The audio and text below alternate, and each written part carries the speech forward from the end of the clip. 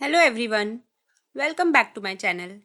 आज के वीडियो में हम देखेंगे कि रिलेशनल डेटाबेस में टेबल्स का स्ट्रक्चर क्या होता है और एसक्यूएल कमांड्स के डिफरेंट टाइप्स कैसे काम करते हैं।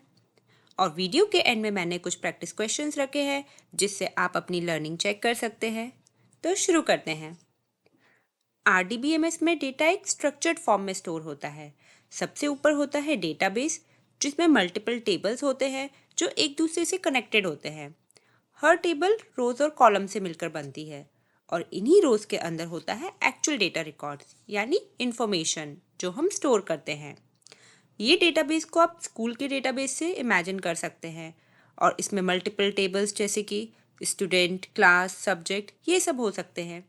तो टेबल को हम एक एग्जाम्पल से समझते हैं। ये है हमारी स्टूडेंट टेबल। यहाँ पे ये सभी कॉलम्स हो गए और ये रोज को रिप्रेजेंट करता है।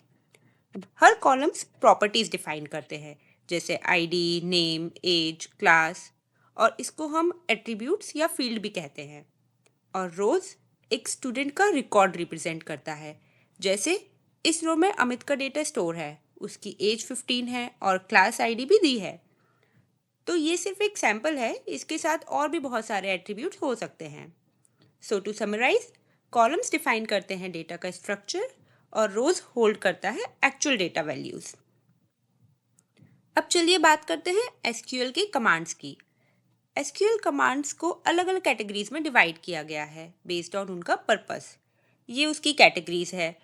DDL data definition language, DML data manipulation language, DCL data control language, DQL data query language, TCL transaction control language. अब सबसे पहले डीडीएल कमांड समझते हैं।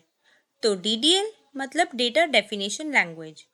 इन कमांड्स का यूज होता है डेटाबेस का स्ट्रक्चर को डिफाइन करने के लिए। ये डेटा पर नहीं बल्कि डेटाबेस के स्कीमा पर फोकस करते हैं। इसमें आता है क्रिएट, ऑल्टर, ड्रॉप, ये सारे कमांड्स।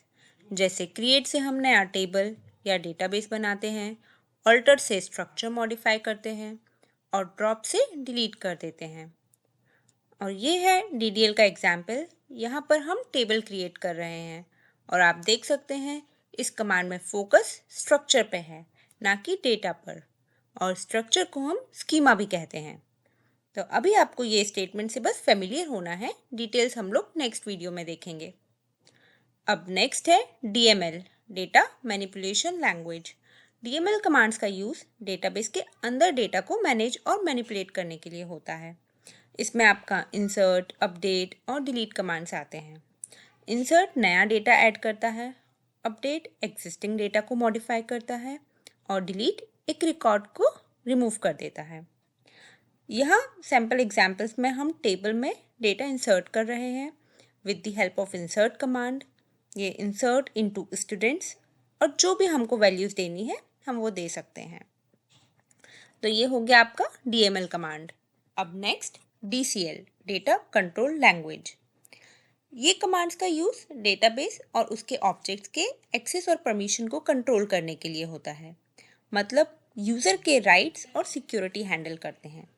जैसे ग्रांट और रिवोक कमांड्स डिसाइड करते हैं कि कौन यूज़र डेटा को एक्सेस या मॉडिफाई कर सकता है। यहाँ पे ग्रांट का एग्जाम्पल दिया है। अगर आपको किसी यूज़र को सिर्फ सिलेक्ट करने की परमिशन देनी है तो ये स्टेटमेंट यूज़ कर सकते हैं। Grant select on students to user 1।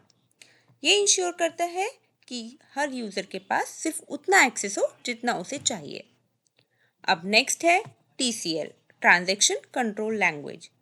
TCL commands का यूज़ डेटाबेस के ट्रांजैक्शंस को मैनेज करने के लिए होता है। ट्रांजैक्शन एक लॉजिकल यूनिट ऑफ वर्क होती है जो मल्टीपल ऑपरेशंस को एक साथ परफॉर्म करती है। तो टीसीएल इंश्योर करता है कि डेटा कंसिस्टेंट और सेफ रहे। जैसे कमिट चेंजेस को परमानेंटली सेव करता है और रोल बैक चेंजेस को अंडू कर देता है। इसको एग्जाम्पल से समझते हैं। अपने एक स्टूडेंट का रिकॉर्ड ऐड किया और मार्क्स अपडेट किया और दोनों एक ही ट्रांजैक्शन का पार्ट है। अगर सब कुछ सही हुआ तो कमिट करेंगे और अगर गलती हो गई तो रोल बैक करके चेंजेस अंडू कर लेंगे। अब लास्ट कमांड है आपका डीक्यूएल डेटा क्वेरी लैंग्वेज। ये कमांड का मेन काम आपको डेटाबेस से डेटा रिट्रीव करना होता है। मतलब यूज़र क्वेरी लिख के जो इन्फॉर्मेशन चाहिए वो टेबल से फैच कर सकते हैं। जैसे यहाँ पे हमें सिर्फ उन स्टूडेंट्स का नाम और मार्क्स चाहिए जो क्लास 10th में हैं, तो हम ये सिलेक्ट कमांड से इजीली डेटा फैच कर सकते हैं और ये कमांड से आप बहुत यूज़ करेंगे आगे। तो ये तो हो गए आपके सारे एसक्यूएल कमांड्स। अब यहाँ पे मैंने आपके लिए 2 क्विक प्रैक्टिस क्वेश्चंस रखे हैं और इसके आंसर्स का लिंक डिस्क्रिप्शन बॉक्स में दिया है, तो आप पॉज करके अपना रिजल्ट चेक कर सकते हैं। थैंक यू फॉर वॉचिंग, और अगर आपको वीडियो हेल्पफुल लगा हो तो लाइक, शेयर और सब्सक्राइब ज़रूर करें। और नेक्स्ट वीडियो में हम सीखेंगे कैसे अपना पहला डेटाबेस और टेबल क्रिएट करते हैं।